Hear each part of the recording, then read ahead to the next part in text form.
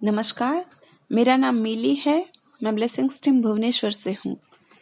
आज हम सीतायन के चैप्टर 7 एडजस्टिंग टू अयोध्या इसका प्रथम खंड सुनेंगे। माता सीता ने मिथिला छोड़ने से पहले चारों सेविकाओं को चेतावनी दे दी थी कि अयोध्या में जीवन मिथिला से बिल्कुल अलग होगा और इसके साथ तालमेल बिठाने के लिए थोड़ा समय लग सकता है। माता ने ये भी कहा था कि यहाँ सब कुछ औपचारिक है, हमें इनकी प्रथा और नियमों का अनुसरण करना होगा। मिथिला में जैसे हम बिना रोक टोक के घूमते थे, यहाँ वैसे नहीं कर सकते। हम पहले अनजाने रहेंगे, पर समय के साथ सब बदल जाएगा। तुम सब एक दूसरे के साथ रहकर मिथिला को अपने हृदय में जीवित रख सकते हो और तुम उस स्वाधीनता को कभी मत भूलना जो हमारे पास था, और एक दिन हम उनमें से कुछ स्वाधीनता, कुछ आजादी अयोध्या के लोगों तक लेके आ सकते हैं। यही मेरी आशा है। माता की कही हुई इन बातों को जानते हुए भी अयोध्या में जिस तरह से इनका स्वागत हुआ, सबके कल्पना से बाहर था। अयोध्या नगरी मिथिला से कहीं अधिक भव्य था। सब जगह धन संपत्ति की प्रचुरता दिखाई दे रहा था। ये एक विस्तृत और समृद्ध साम्राज्य की राजधानी था। रास्ते के दोनों तरफ पहरेदार और सैनिक पंक्ति में खड़े थे, जो अयोध्या के सैन्य शक्ति का प्रमाण स्वरूप था। विस्तृत समारोह के साथ सबका स्वागत करके महल में ले जाया गया। महल का आकार देखकर ये चारों सेविकाएं चकित हो गए। उन्हें इससे पहले मिथिला का महल ही भव्य लगता था, पर अयोध्या के महल के सामने वो कुछ नहीं था। मीनाक्षी मन में सोच रही थी कि यहाँ वे रास्ता भी भूल सकते हैं, पर यहाँ उन्हें घूमने फिरने की स्वाधीनता ही नहीं थी। इनको महल के पीछे कमरों में रखा गया था और उनका चलना फिरना सिर्फ सीता के कक्ष तक ही सीमित था। पर इसमें उन्हें कोई आपत्ति नहीं थी, क्योंकि उनका एकमात्र लक्ष्य था माता की सेवा करना। और वे सब जानते थे कि दूसरे सेवक सेविकाओं के साथ जुड़ना यहाँ असंभव है। एक बार माता के समस्त वस्तुओं को समेटने के समय सोमा तीनों की ओर देखकर बोली, माता, जब अन्य सभी लोगों के साथ होंगे हम उन्हें माता संबोधन नहीं करेंगे। सब इसे असम्मानीय समझेंगे। तो उषा ने पूछा, फिर हम माता को क्या कहकर बुलाएंगे? सोमा बोली, हम उन्हें कुछ संबोधन नहीं करेंगे। मैंने देखा है, यहाँ कोई भी सेवक सेविका राजपरिवार के लोगों को किसी नाम से संबोधित नहीं करते। पर हमें यदि संबोधन करने की आवश्यकता हुई तो हम माता को रानी बुलाएंगे। मीनाक्षी पूछी, और यदि हम माता के साथ अकेले में होंगे तो? सोमा ने उत्तर दिया, जब हम उनके साथ अकेले होंगे तो मिथिला में जैसे थे वैसे रहेंगे। थोड़ा रुककर वो बोली, मैंने देखा है यहाँ सभी सेवक सेविकाओं की दृष्टि नीचे की तरफ रहती है जब वो राजपरिवार के साथ रहते हैं, और वे कुछ नहीं बोलते जब तक उन्हें बोलने की आज्ञा न दी जाए। चेहरे में एक दुख भाव रखते हुए सोमा बोली, यहाँ उनको अपने नाम से बुलाया नहीं जाता, बल्कि दासी कहकर बुलाया जाता है। सब एक दूसरे की तरफ देखने लगे।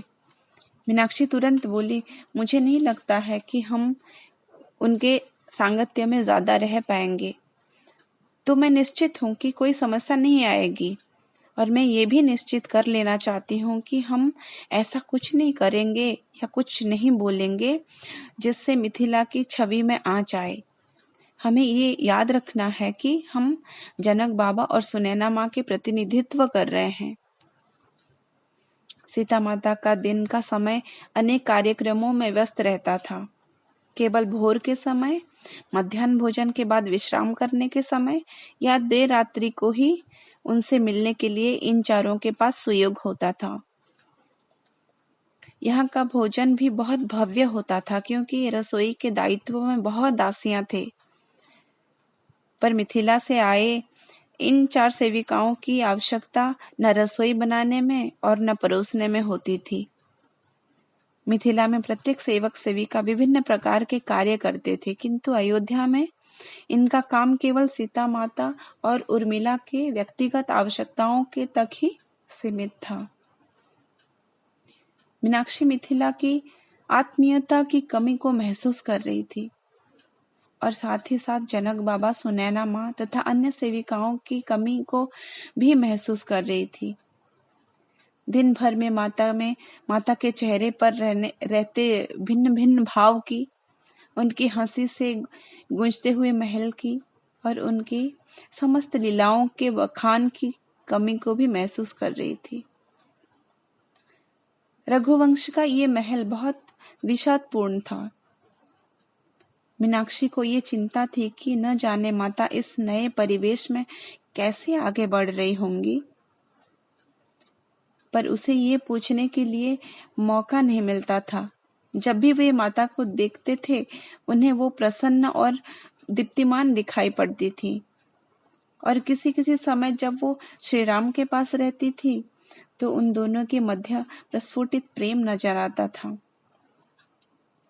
वे दोनों एक दूसरे में मग्न हो जाते थे, किंतु सोमा कुछ और ही देख रही थी।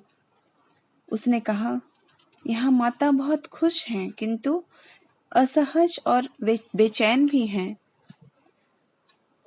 माता के कुछ मंतव्य को सुनकर मैं ये कह सकती हूँ कि उन्होंने यहाँ पर एकता के अभाव को समझ लिया है और यही उन्हें दुखित कर रहा है। मीनाक्षी पूछी, अनेकता? तुम क्या कहना चाहती हो? महाराजा दशरथ और सीता माता के बीच में एक गहरा संबंध बन गया है और माता के प्रति महाराजा के स्नेह को भी सब जानते हैं। ठीक वैसे ही तीनों महारानियां भी माता को दुलार करते हैं। फिर कौन सी अनेकता के बारे में कह रहे हो?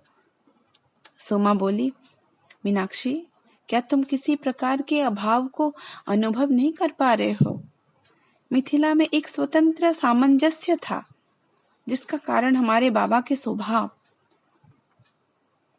फिर यहाँ महाराजा 3 रानियों में बंटे हुए हैं। बाहर से तीनों रानियों के संबंध बहुत गहरे लगते हैं, पर मैं कुछ अलग देख पा रही हूँ। अगर मैं इसे भांप पा रही हूँ तो माता भी अवश्य जान पाती होंगी, और मैं आशा करती हूँ कि जो भी समस्या है उसे वो ठीक करने में सफल हों। मीनाक्षी सोच में पड़ गई। उसने भी दासियों के बीच में हुई चुगलियों को सुन लिया था, पर माता सीता ने उसे महल के इस राजनीति में न पड़ने की चेतावनी दी थी, तो माता की बातों को मानते हुए इस प्रकार कोई भी चुगली को वो अनसुना करती थी।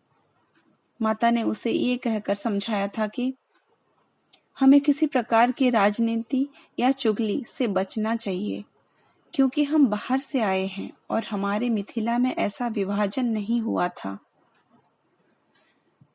तो मित्रों, आज के लिए इतना ही। नमस्कार।